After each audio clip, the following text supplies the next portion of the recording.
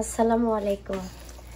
এই যে আজকে কিন্তু আমি বিরিয়ানি রান্না করছি। তো বিরিয়ানিটা এখন হচ্ছে এই যে একটু মিশিয়ে তারপরে দমে বসিয়ে দিব। বিরিয়ানি বলতে কি একটু তিহারি টাইপের, মাংসটা মানে ছোট ছোট হইলেই কিন্তু আসলে তিহারি নাম হয়ে যায়।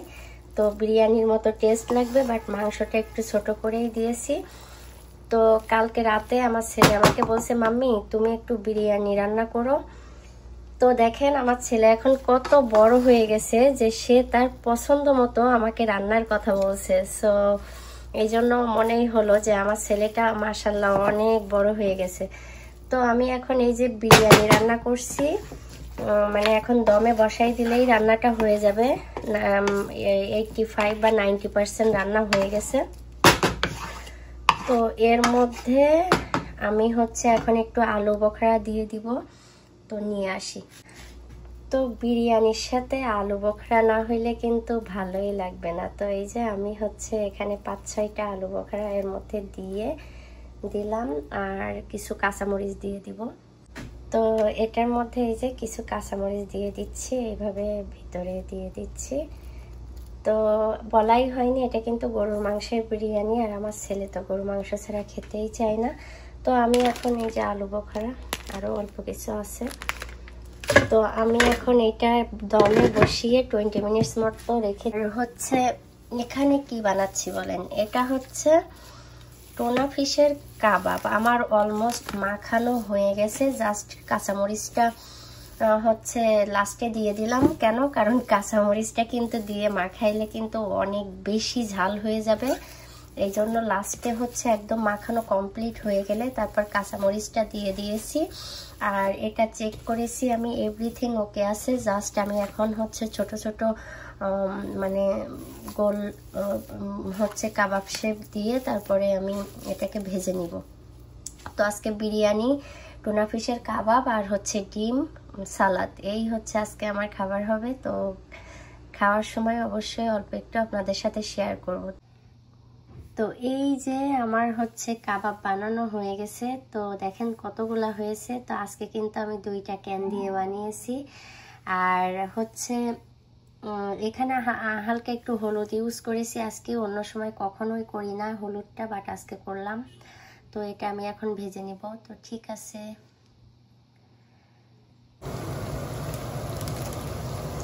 তো এই যে হচ্ছে কাবাব ভাজতে বসিয়ে দিয়েছি। তবে হ্যাঁ, কাবাবটা কিন্তু ডুবো তেলে ভাজতে হয় না। আর এর মধ্যে যতগুলা ধরেছিল ঠিক ততগুলাই আমি হচ্ছে ভাজছি। 2টা তো অনেক বেশি হয়, আর এখানে 4 পিস আছে। তো 4 পিস আমি হচ্ছে ফ্রিজে রেখে দিব, ডিপ ফ্রিজে। এইভাবে একটু মানে ফাঁকা ফাঁকা করে রাখবো, তাহলে আর হচ্ছে নষ্ট হবে না। এই যে একদম এইভাবে রেখে দিব। তো এইগুলো আবার একদিন বিরিয়ানি না রান্না করলেও কিন্তু ভেজে খাওয়া যাবে, কারণ টুনা ফিশের কাবাবটা এত বেশি ইয়ামি হয় তা বলার মতো না। তো এই যে, তো এই হচ্ছে। আর অলওয়েজ কিন্তু হচ্ছে অর্ধেক তেলে ভাজতে হয়, যাতে ডুবো তেলে ভাজলে কিন্তু কাবাবটা নষ্ট হয়ে যায়। আর হালকা তেলে ভাজতে হবে, একদম কাবাবটা সিদ্ধ হয়ে যাবে, প্লাস একদম ক্রিস্পি হবে, এইভাবে ভাজতে হবে। আর এখানে আমার হচ্ছে বিরিয়ানিটা হয়ে গেছে। দেখেন কি ইয়ামি, আমি অল্প একটু টেস্ট করেছি, মানে আমার হাতের বিরিয়ানি, ও মাই গড, আসলে মানে প্রশংসা আমি নিজেই করতে বাধ্য। তো ঠিক আছে, খাওয়ার সময় আবার ফিরে আসবো। তো এই যে অবশেষে রান্নাটা হয়ে গেল। এখন একদম এক্স্যাক্ট দুপুর 12টা বাজে। আমি সকালে নাস্তা করিনি, এই জন্য খেতে বসে গেলাম। তো এই যে সাথে ডিম সিদ্ধ নিয়ে নিয়েছি, আর ডিমটা ভেজে নেইনি, জাস্ট সিদ্ধ করে নিয়েছি। আর এখানে এই যে দেখালাম তো আগেই হচ্ছে টুনা ফিশের কাবাব। তো দেখেন অনেক ইয়ামি হয়।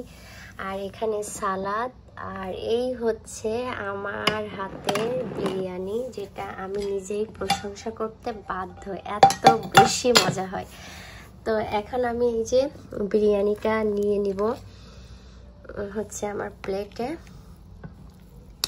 খুবই ইয়ামি, দেখেন দেখলেই কিন্তু বোঝা যাচ্ছে যে কতটা হচ্ছে ইয়ামি হয়।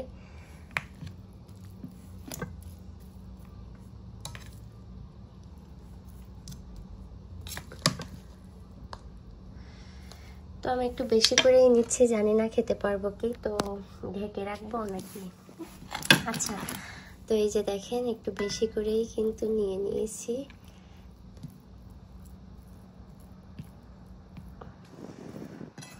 তো আমার বাচ্চারা স্কুলে আছে আর আমি খেতে বসছি। আমার যদিও এখন একটু ব্যস্ততার সময়, তারপরেও তো হাত দিয়ে একটা ডিম নিয়ে নিলাম। আর সাথে হচ্ছে টোনা ফিশের কাবাব, আমি কয়েক পিস নিয়ে নিচ্ছি, 2 পিসই নেই। আর হচ্ছে এই যে শসা নিয়ে নিই, একটা পেঁয়াজ, বিরিয়ানির জন্য স্পেশাল যেটা হচ্ছে পেঁয়াজ আর শসা কয়েক পিস নিয়ে নিই, লেবুও নিয়ে নিলাম। তো এখন আমি খাওয়াটা শুরু করব। তো বিসমিল্লাহ বলে খাবো।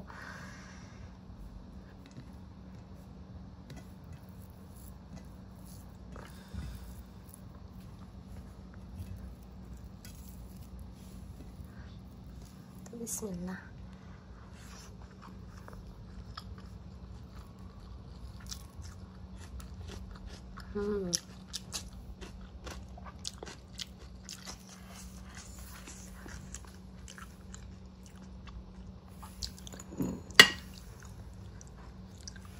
মানে আমার হাতের বিরিয়ানি যারা যারা এখনো পর্যন্ত খাননি তারা বুঝবেন না যে কি মজা, কি মজা সেটা। দেখেন মাংসটাও কিন্তু মাশাআল্লাহ অনেক গলে গেছে একদম।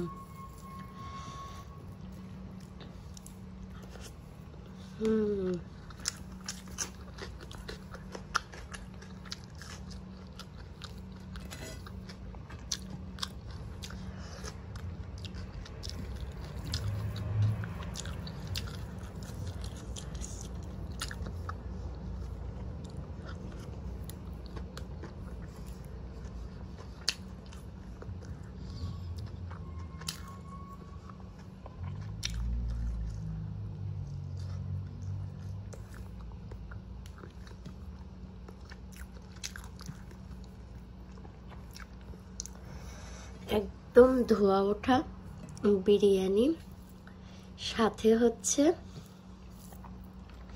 কাবাব, ডিম, সালাদ, আর কি লাগে বলেন। চাইছিলাম একটু চিকেন রোস্ট রান্না করতে, কিন্তু আমি ভুলে গেছিলাম বাজার থেকে রোস্ট পিস, লেগ পিস নিয়ে আসতে।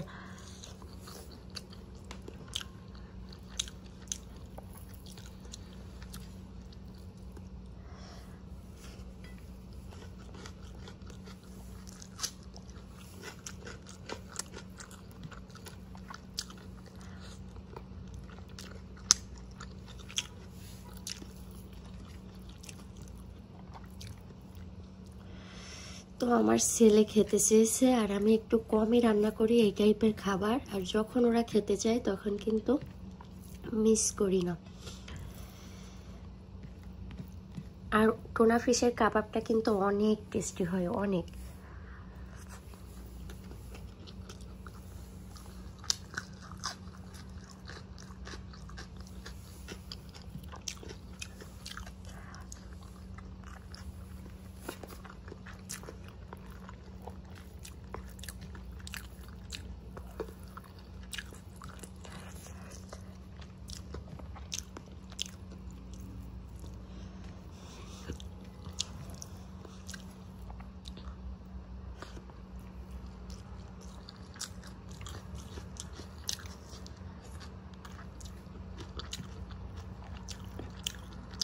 জাস্ট অসম্ভব মজা, আলহামদুলিল্লাহ। তো সবাই অবশ্যই জানাবেন কেমন হলো। আর আমার হাতের বিরিয়ানি যারা খেয়েছেন, যখন আমার মেয়ের হচ্ছে বার্থডেতে আমি বিরিয়ানি রান্না করেছি, সেদিন তো প্রায় 40, 45, 50 জন মানুষ খেয়েছিল।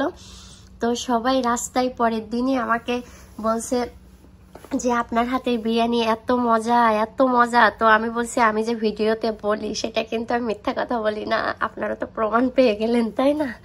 তো ভিডিওতে বলি, সত্যি কথাই বলি। আর যেটা মানে যেটা যেভাবে হয় আমি সেটাই বলতে পছন্দ করি। মিথ্যা কথাটা আমি একটু মানে শুনতেও কম পছন্দ করি, বলতেও পছন্দ করি, মানে করি না। তো হচ্ছে আজকে এই পর্যন্ত। মানে বিরিয়ানিটা শেষ করলে কিন্তু ভিডিওটা অনেক বড় হবে, আর যেহেতু রান্না বা একটু মানে আগে কিছুটা শেয়ার করছি, এই জন্য আজকে এই পর্যন্ত থাকলো। তো আল্লাহ হাফেজ, আসসালামু আলাইকুম সবাইকে।